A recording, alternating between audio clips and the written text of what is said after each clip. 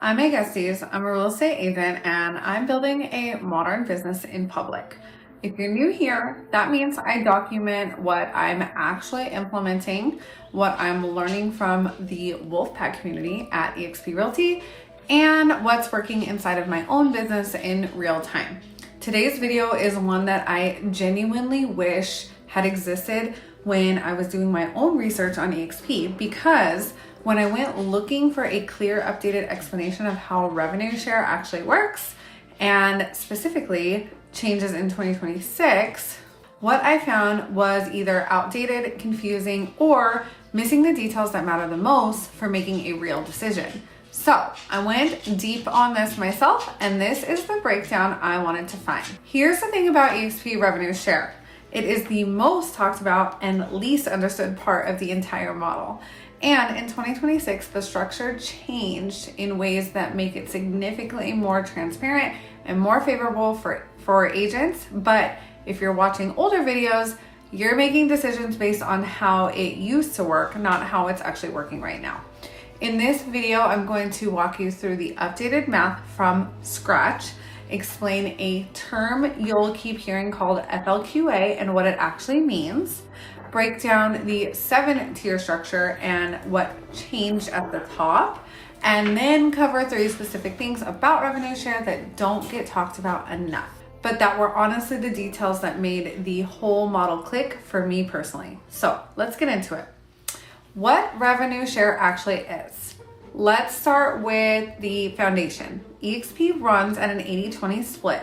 So if you close a $10,000 commission, $8,000 goes to you, $2,000 goes to eXp as the brokerage. That's the baseline. And it's the same whether you're a brand new or top producing agent. Now, here's where revenue share enters the picture. That $2,000 goes into eXp. So it goes to the company and then they divide it in half. So 50% is retained by eXp for operating costs like payroll, technology, the staff that keeps the brokerage running, etc. But the other 50%, that full half, comes back to the agents in the form of what's called revenue share, residual income you earn for contributing to the growth of the company. Before we go further, I want to be really clear about what contributing to growth looks like in practice, because this piece gets framed wrong constantly. It does not mean you become a recruiter. It doesn't mean cold outreach, pressure, or pitching your colleagues at open houses. It means exactly what you already do. When other agents in your world, people you've met at events, colleagues you talk to, people who follow your content, when they start asking questions about your brokerage, you share your experience honestly. Some of them will want to know more. At every brokerage I've looked at, that conversation was worth exactly $0 to you. At eXp, every time the agent closes a deal, income comes back to you. That's the core structure. Now, let's talk about what has changed. Update. Floor, not ceiling. This is the update that most older videos completely miss, and it has 2 parts that are worth understanding. So before 2026, there were specific requirements you had to hit to unlock your full revenue share tiers.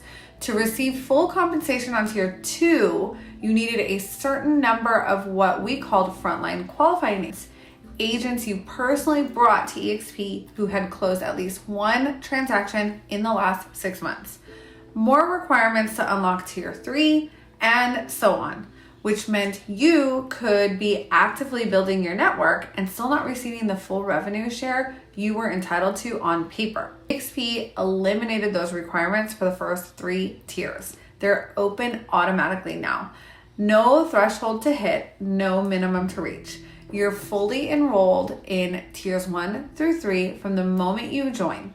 For thousands of agents already at the company, that was an immediate pay raise overnight, without changing anything that they were actually doing. The second part of the 2026 update is the one I find most interesting, and it has to do with how the numbers are communicated. Previously, and this is still how most competing cloud brokerages operate, the revenue share figures that got shared were ceilings, the maximum you could potentially earn from each tier.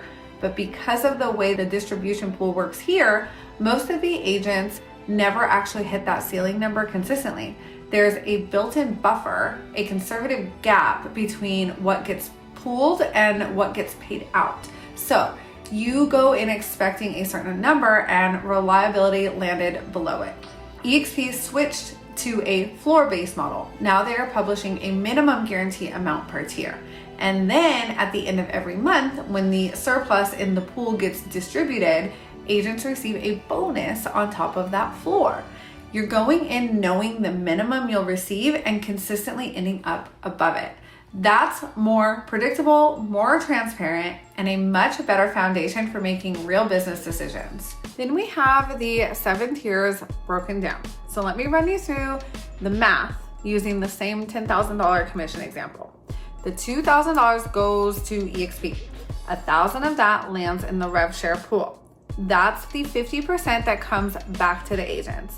On tier 1, agents you personally brought to eXp, you earn 17.5% of that pool. So that's $175 from that $10,000 transaction.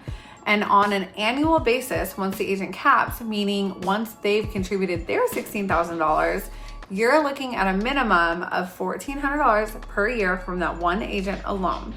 Every year building on top of your own production. That's tier 1. Tier 2 is the agents that your agent brings in. So tier 3 goes one level deeper and it builds all the way down to 7 tiers total. This is one of the structural differences between eXp and competing cloud-based brokerages because some of them cap at 5 tiers. And the way it tends to work over time is that as your network matures, the volume flowing through those deeper tiers is growing substantially. If you're one of the 5-tier platforms, you're building a smaller long-term ceiling without necessarily realizing it.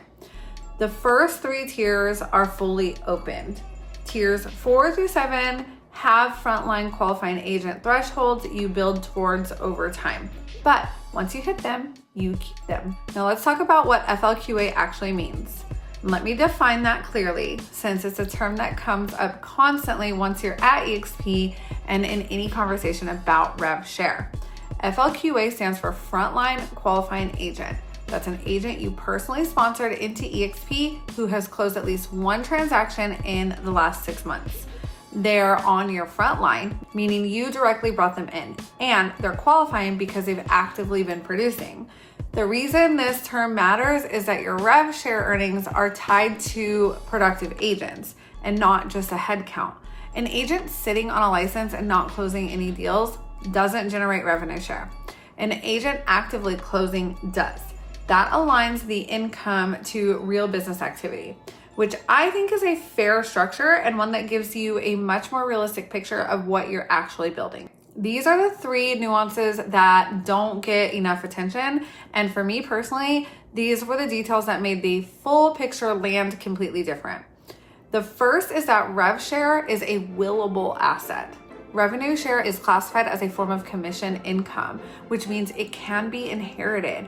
If something happened to you, a family member would have a window of time to get their real estate license and step into your position in the revenue share structure. They don't have to do real estate, they just have to have their license. The residual income you built doesn't just disappear. That's a real financial safety net for your family. And if it's not something that exists at a traditional brokerage where your entire business essentially ends with you. The second is that it functions as an exit strategy and a retirement plan. Think about how most real estate careers work. The day you stop closing a deal is the day your income drops to 0. 20 years of work, relationships, and brand building, and the moment you step back, it all stops. eXp operates differently. As long as you maintain an active real estate license, even if you're not actively selling, you continue to receive that revenue share. That means you can choose to step back from the production at some point and still have income coming in. That's the difference between building something that traps you and building something that eventually sets you free. The third feature is called RevShare Pay, and it's something I genuinely hadn't seen at any other brokerage. Your revenue share accrues through the month and distributes on the 3rd week in a standard cycle. But if you need access to what has accrued before that, an investment opportunity, an unexpected expense, whatever it is, there's a pay now button inside the platform. You click it, you receive what has accrued, and that happens on the same day. That's real liquidity in a business where most income doesn't work like that. I'll be honest with you, I'm still in the early stages of building my own revenue share.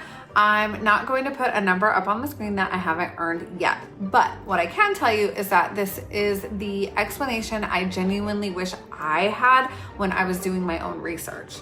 The math is real. The changes are real. And those three nuances were the things that made this feel like an actual long-term business decision rather than just a brokerage switch. If you're in the middle of evaluating eXp or you've been watching videos and still feel like pieces aren't clicking, you should definitely reach out to me. You can text me at 520-980-9880 or grab time on my calendar. The link is in the description. I'm an agent sharing what I'm learning. I'm not a recruiter. I'll tell you what I know and let you make your own call. But either way, I hope we connect.